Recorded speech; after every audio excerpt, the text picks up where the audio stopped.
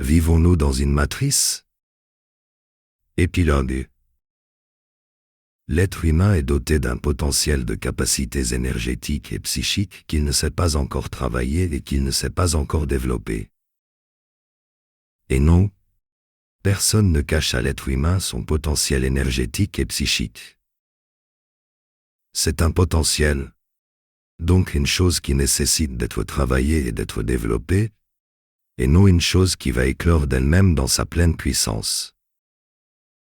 Bien qu'il y ait eu des pionniers et qu'il y en ait encore dans ce qu'on devrait appeler la science du potentiel énergétique et psychique de l'être humain, mais qui étouffe sous des doctrines irrationnelles dites ésotériques, occultes, mystiques, religieuses et spiritualistes, la civilisation humaine est néanmoins infiniment moins avancée dans ce domaine qu'elle ne l'est dans les sciences de la matière, depuis la physique jusqu'à la biologie. L'existence d'une armée de soi-disant chercheurs spirituels à chaque époque, remplissant ce domaine davantage d'opinion que de réflexion, agit comme un frein pour le développement de ce domaine. La réalité est-elle une illusion? La question est absurde. Et il est étonnant que certaines personnes trouvent qu'il s'agit d'une question qui ait du sens. Pire, qu'il s'agit d'une question profonde. C'est une question absurde. La réalité, c'est le fait qu'il existe quelque chose plutôt que rien. Peu importe que vous compreniez ou non ce quelque chose, empirique immédiate du fait qu'il existe bien quelque chose. Si rien n'existait, vous n'existeriez pas pour le constater. La réalité est la réalité. Que vous en ayez ou non une compréhension correcte, que vous sachiez ou non comment les choses y fonctionnent. Qu'est-ce qu'une illusion? C'est l'apparence trompeuse d'une chose. Une apparence trompeuse qui vous induit en erreur quand vous essayez de vous représenter la chose en elle-même. Les illusions d'optique sont une excellente illustration du concept même d'illusion. Une illusion n'existe que parce qu'il y a quelque chose de réel qui la compose. Elle n'est une illusion qu'en raison du fait qu'elle induit une interprétation trompeuse quant à ce qui la compose. Il est donc absurde d'opposer la réalité et l'illusion. Ce qu'il est possible d'opposer, c'est la réalité et le néant. Conceptuellement parlant, comment fonctionne votre relation à la réalité? La réalité présente des lois de base. Ce sont les lois de la physique, de la chimie et de la biologie. Ce sont les lois de la matière et de l'énergie. Vous interagissez avec ces lois de base, et fondamentalement vous interagissez avec ces lois de base depuis votre force énergétique et psychique. Ce que vous pouvez faire et ce que vous ne pouvez pas faire au sein de la réalité ne dépend pas en réalité des lois de base de la réalité. Cela dépend en réalité du niveau de développement de votre force énergétique et psychique. Matérielle. Les lois de base constituent seulement une dynamique de fonctionnement par défaut de la réalité, et elles dépendent de la dimension considérée et du plan considéré. Mais elles n'imposent aucune limite absolue à ce que vous pouvez faire au sein de la réalité. Les sciences de la matière et de l'énergie s'intéressent aux caractéristiques et aux dynamiques du cadre de réalité, dimension et plan, dans lequel vivent les chercheurs qui travaillent à ces sciences. Et le résultat fondamental de ces sciences, c'est la technologie. Depuis les lunettes que vous portez, jusqu'à la Station spatiale internationale. Depuis l'aspirine que vous prenez, jusqu'aux prothèses bioniques. Normalement, la science du potentiel énergétique et psychique de l'être humain devrait s'intéresser aux perspectives de développement du potentiel énergétique et psychique de l'être humain. Et le résultat fondamental de cette science devrait être l'élaboration de techniques et de méthodes permettant aux pratiquants de ces techniques et de ces méthodes de développer et de maîtriser leurs capacités énergétiques et leurs capacités psychiques. Vivons-nous dans une matrice? Nous vivons au sein d'une planète donnée. Dans une dimension donnée, la dimension physique, et dans un plan donné, le plan éthérique, qui compte plusieurs dimensions et auquel appartient la dimension physique. Si nous ne vivions pas sur cette planète, nous vivrions sur une autre. Et si nous ne vivions pas dans cette dimension, nous vivrions.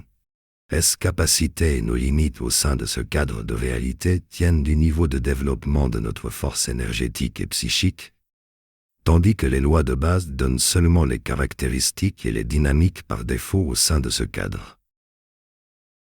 Personne n'a créé les lois de base qui régissent par défaut notre cadre de réalité.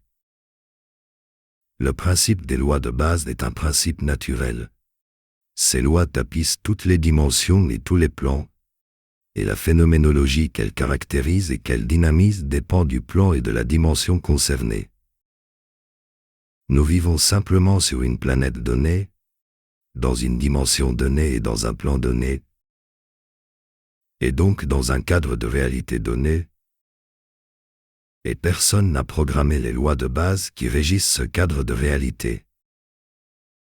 Donc non, nous ne vivons pas dans une matrice au sens fondamental. Nous sommes libres au sens fondamental. Nous sommes juste dans une indigence énergétique et psychique qui fait que nous subissons la phénoménologie de notre cadre de réalité, davantage que nous ne la maîtriserions. S'il existait des écoles psychiques compétentes, nous pourrions y apprendre des techniques puissantes et des méthodes puissantes de développement énergétique et psychique. Et par la pratique sérieuse, nous pourrions développer significativement notre force énergétique et psychique, et augmenter ainsi nos capacités, et repousser ainsi nos limites. Sur un plan qualitatif et technique, nous vivons au sein d'un système social. Un système social régi par des lois sociales et économiques, banques, entreprises, commerces, écoles, hôpitaux, etc. Fondamentalement, le système social est une nécessité fonctionnelle. Et toujours fondamentalement, le système social permet aux individus de disposer de quelques degrés de pouvoir contingent leur permettant de gérer en proportion leurs besoins, leurs désirs et leurs fragilités, de gérer en proportion quelques problèmes et quelques projets, de gérer en proportion quelques modalités d'action au sein du système social. En quoi consiste le pouvoir contingent au sein du système social? Il consiste en deux grandes modalités. Le pouvoir financier et le pouvoir conventionnel, mais dans un système social doté d'un système monétaire, le pouvoir conventionnel est une modalité indirecte du pouvoir financier, de sorte que le pouvoir contingent consiste essentiellement dans le pouvoir financier. Votre niveau de puissance sociale, c'est-à-dire votre niveau de pouvoir au sein du système social. Votre capacité à accéder à des biens et à des services. Votre capacité à mobiliser des biens et des services. Votre capacité à résoudre des problèmes matériels et administratifs et à réaliser des projets matériels et sociaux. Votre capacité à construire et à détruire dans les termes du cadre social et dans les termes des éléments du cadre social. Votre niveau de puissance sociale dépend directement de votre niveau de pouvoir contingent. Indépendamment de votre niveau de force énergétique et psychique. Mais les personnes les plus puissantes au sein du système social, disposant de plus de pouvoir financier ou de plus de pouvoir conventionnel que tout le monde. Donc disposant de plus de pouvoir contingent que tout le monde, ont la capacité d'influencer de nombreuses dynamiques au sein du système social, et même de conditionner certaines dynamiques au sein du système social, à de grandes échelles. Un ultra riche, un président, un ministre, un directeur de grande banque, un directeur de grande entreprise peuvent construire ou détruire des choses à grande échelle, peuvent influencer ou infléchir significativement des choses à grande échelle. Plus votre niveau de pouvoir contingent est faible, plus vous êtes susceptible d'être victime. Victime directe ou victime collatérale. Des décisions et des activités des hommes de pouvoir, ceux qui détiennent des niveaux très élevés de pouvoir contingent. C'est quand vous réalisez ce qu'on peut appeler la liberté financière, que vous êtes socialement libre. Vous n'êtes plus du rang des victimes potentielles ou effectives des activités et des décisions des hommes de pouvoir. Et vous n'espérez plus que des hommes de pouvoir vous sauvent. Et vous n'avez plus cette peur qui vous pousse à essayer de combattre, petitement, les hommes de pouvoir, à force de militantisme ou d'activisme, des armes caractéristiques de la faiblesse sociale. Et d'une manière générale, plus vous avez un niveau solide de pouvoir contingent. Petit, contre les hommes de pouvoir. Vous vous occupez sereinement de votre vie et de la vie des personnes que vous avez à charge.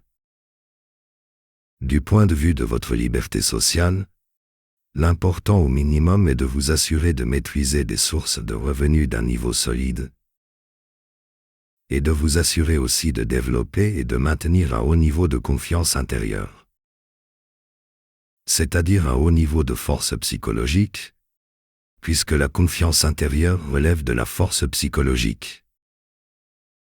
Quand vous avez un niveau trop faible de pouvoir contingent, vous avez l'impression que les hommes de pouvoir prennent un malin plaisir à vous faire souffrir.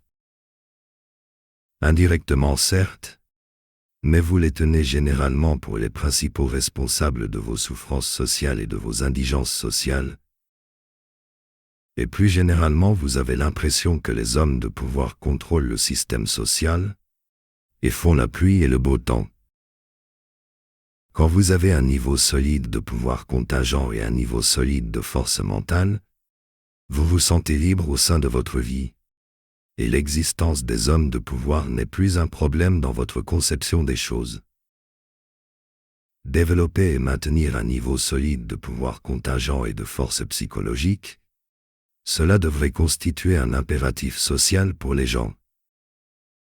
Mais il semble que le niveau très faible de force psychologique de la plupart des gens, assorti d'un niveau très faible de capacité d'intelligence rationnelle, a pour effet que la plupart des gens s'enlisent dans une posture sociale de victime.